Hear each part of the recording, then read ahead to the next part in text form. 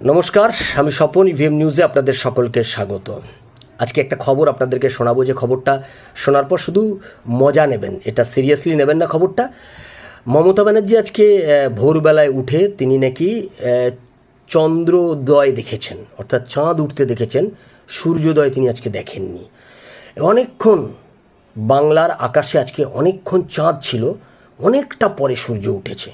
এটা যখন ববির কানে গেল চেতলাতে, ববি সঙ্গে সঙ্গে মমতা ব্যানার্জিকে ফোন করলেন, বললেন, দিদি তুমি ঠিকই বলেছ।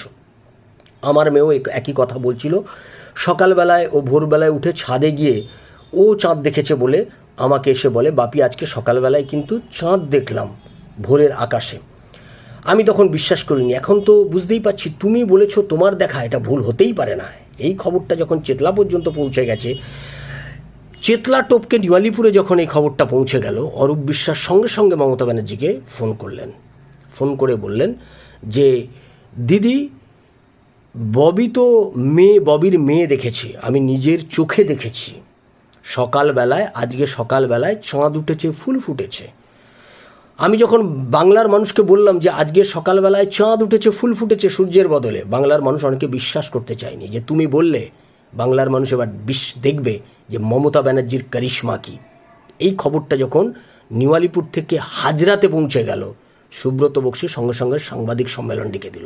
সাংবাদিক সম্মেলন ডেকে সুব্রত বক্সি বললে, দেখলেন তো মমতা ব্যানার্জির কারিশমা। যাকে দেখে সেনারা পালায়, সেই মমতা ব্যানার্জিকে দেখে আজকে স্বয়ং সূর্য দেবতা পালিয়েছে।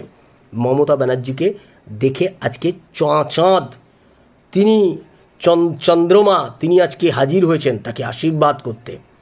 অর্থাৎ দুয়ারে চাঁদ প্রকল্প এনে দিলেন মমতা ব্যানার্জি। আর কি করবে পশ্চিমবাংলার মানুষের জন্য? নরেন্দ্র মোদীর ক্ষমতা আছে চাঁদ, ভারতবর্ষের আকাশে চাঁদ ওঠানোর? যদি এই ক্ষমতা না থাকে তাহলে ওই গদি ছেড়ে দিক, পদত্যাগ করুক।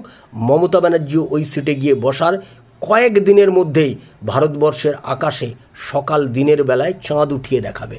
আর যদি গোটা বিশ্বের মানুষ চান, বিশ্বের আকাশেও দিনের বেলায় চাঁদ উঠিয়ে দেখাতে পারে মমতা ব্যানার্জি। কারণ মমতা ব্যানার্জি একাই 100। আর এইটা তৃণমূল কংগ্রেসের শিবিরে যাওয়ার পর ধন্য ধন্য করতে শুরু করলো সমস্ত তৃণমূল কংগ্রেস জুড়ে। টিভি চ্যানেলে তৃণমূল কংগ্রেসের যে সমস্ত ডিবেট করতে যারা আসে, বিভিন্ন টিভি চ্যানেলে এগিয়ে থাকা সংবাদ মাধ্যমে দাঁড়িয়ে একজন বললেন, এটাই মমতা ব্যানার্জির সাফল্য 15 বছরে। আর কি করে দেবে? সমস্ত কাজ কমপ্লিট। দুয়ারে চাঁদ প্রকল্পটাই বাকি ছিল, আমরা সেটাও এনে দিলাম।